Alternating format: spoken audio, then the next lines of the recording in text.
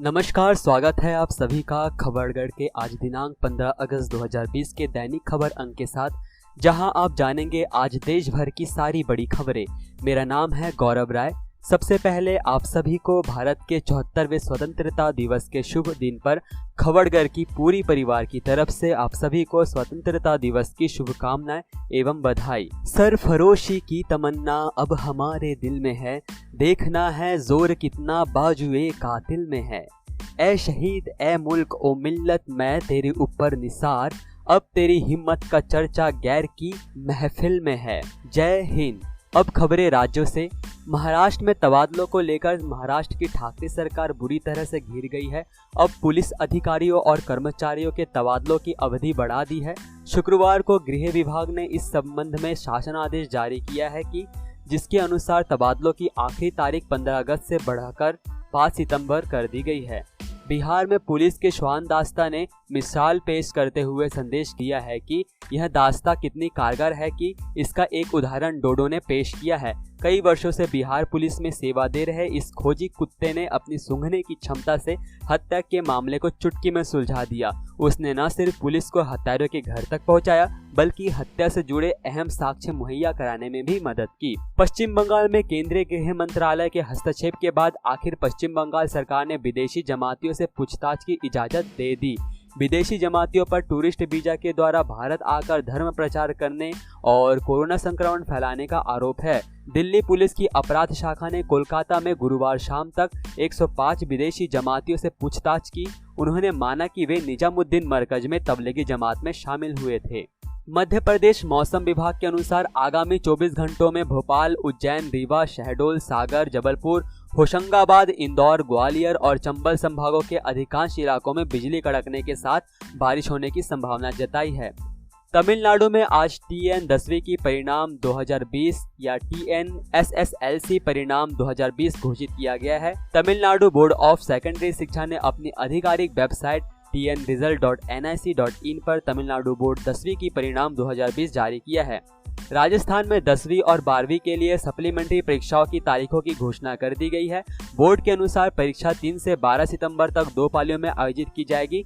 सुबह की शिफ्ट 8:30 से 11:45 तक और दोपहर की शिफ्ट 1:45 से शाम 5 बजे तक होगी। अधिक जानकारी के लिए आधिकारिक वेबसाइट है raje.board.rajasthan.gov.in पर उपलब्ध है। ओडिशा अपार्टमेंट नियम में राहत देते हुए राज्य सरकार ने पहले से जारी नियमों में सहूलियत देने के साथ ही छूट एवं प्रोत्साहन की व्यवस्था की है, जिसमें पुराने घर के नवीनीकरण के लिए अब किसी प्रकार की अनुमति की जरूरत नहीं होगी। अंडरटेकिंग देकर नया घर निर्माण कार्य लोग कर सकते हैं।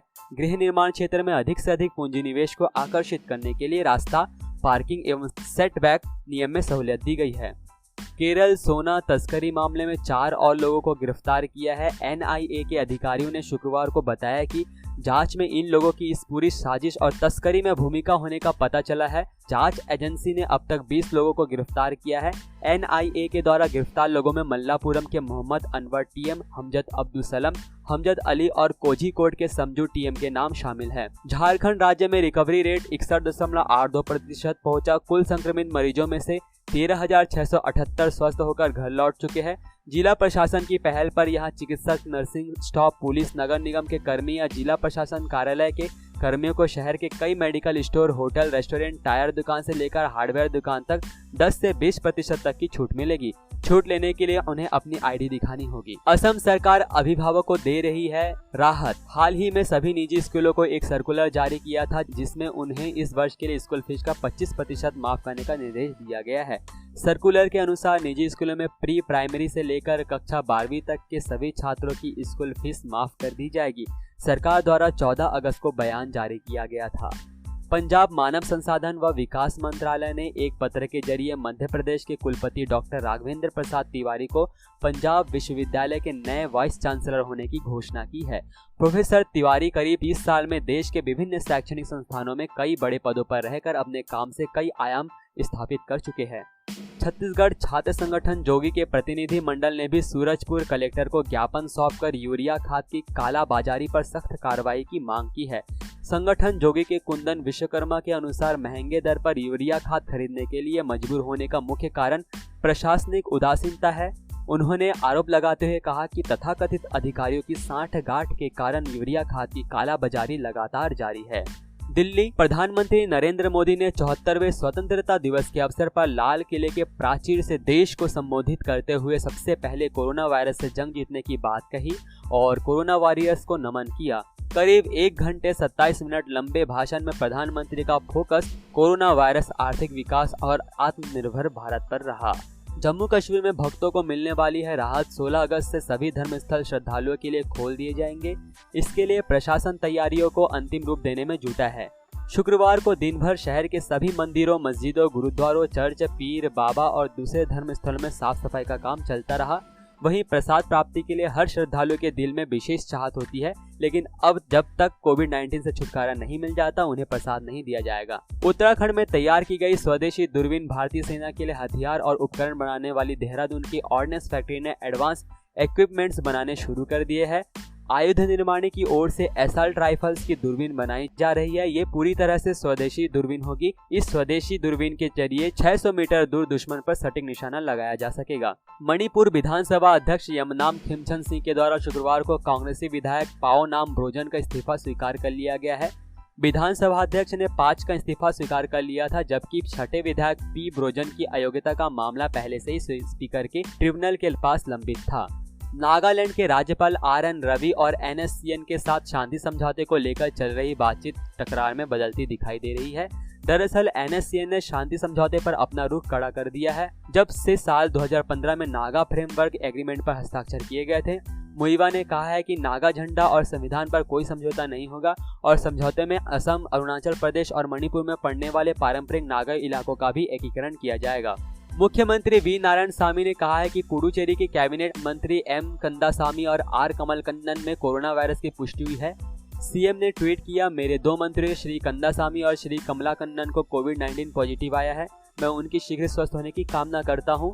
मैं उन लोगों से भी अपील करता हूं जो मंत्रियों के संपर्क में थे, वे टेस्ट करा ले। चंडीगढ़ शहर के समाजसेवी विनोद कुमार उर्फ सोनू को चंडीगढ़ प्रशासन स्वतंत्रता दिवस के अवसर पर 15 अगस्त को कमेंडेशन सर्टिफिकेट देकर सम्मानित किया जा रहा है। सोनू को यह सम्मान उनके द्वारा कोरोना काल में लॉकडाउन के दौरान आवारा पशुओं की देखभाल करने और उन्हें भोजन उपलब्ध करवाने के अलावा पर्यावरण के प्रति लोगों को जागरूक कराने आदि के चलते दिया जा रहा है। लद्दाख। देश में आज 74वां स्वतंत्रता दिवस मनाया गया। देश की राजधानी से लेकर जम्मू कश्मीर और लद्दाख में उत्सव का माहौल है। लद्दाख में ITBP के जवानों ने पैंगोंग त्सो के तट पर लगभग 14,000 फीट की ऊंचाई पर तिरंगा फहराकर स्वतंत्रता दिवस मनाया। इस दौरान जवानों का जोश देखते ही बन रहा था। इसके साथ ही जवानों ने लद्दाख में 17,000 फीट की ऊंचाई पर भी तिरंगा फहराया। खबरगढ़ की तरफ से विशेष सूचना। अधिकतर राज्यों में लॉकडाउन लगभग खुल चुका है, पर कोरोना अभी भी हमारे आसपास ही है। इससे बचने के लिए सरकारी दिशा निर्देशों का पालन करें। अगर आपको सर्दी, जुकाम, गले में दर्द की परेशानी हो तो राजकीय हेल्पलाइन नंबर 104 पर डॉक्टर से निःशुल्क परामर्श ले व अपनी आँख, नाक और मुंह को छूने से पहले अपने हाथों को धो ले। सावधान रहे, सुरक्षित रहे, बदल कर अपना व्यवहार करे कोरोना पर वार। आप सभी के लिए ये सारी जानकारी मैंने और खबरगढ़ की टीम ने जुटाई है। अभी के लिए इतना ही। देश दुनिया की बड़ी खबरों के लिए हमारे साथ बने रहे। जय हिंद, जय भारत।